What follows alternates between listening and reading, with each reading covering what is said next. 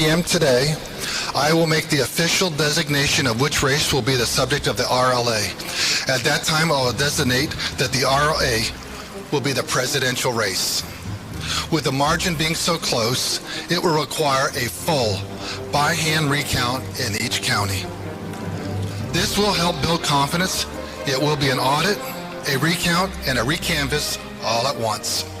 It will be a heavy lift, but we will work with the counties to get this done in time for our state certification.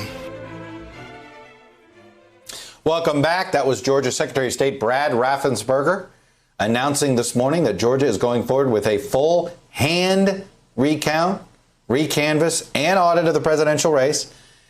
And he promised that all of it would be completed by November 20th, which is the certification deadline, giving the state 9 days to go through nearly 5 million votes, by hand, mind you.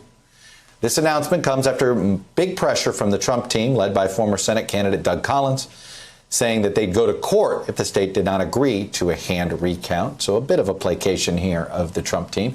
Priscilla Thompson is in Atlanta, where she's been following the latest election news out of Georgia. And I guess, Priscilla, a couple questions. Who pays for this hand recount? Some states, if you want the recount, you have to pay for it. Is this a case where the state's paying for it, or is the Trump campaign going to get billed? So in this case, the state is going to pay for it, and that's because technically the way this process works, the Trump campaign would not have been able to formally request a recount until after the state certifies the results.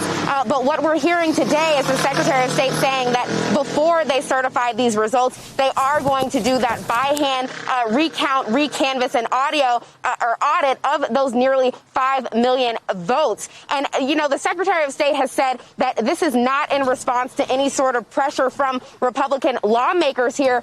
But the Trump campaign held a press call just a little while after that announcement was made, and they certainly see this as a victory, saying that the Secretary of State has agreed to their request that a recount be done. And the big question for me, which I wasn't able to ask on the press call with the Trump campaign, but have reached out to them about, is if this recount yields the same result that we're seeing now before the results are certified, do they still intend to request another recount after the state officially certifies these results? And I think at that point is when the Trump campaign might be looking at paying for that recount. But because the margin is likely not to change, Joe Biden and the Trump campaign are likely to stay within that 0.5% margin, even with this latest recount.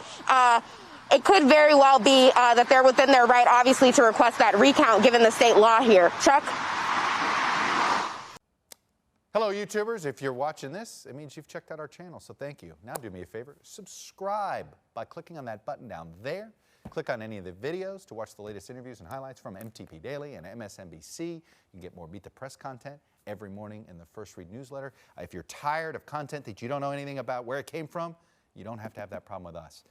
NBC News, MSNBC, MTP, and the Meet the Press mindset right here for you on YouTube. Subscribe now.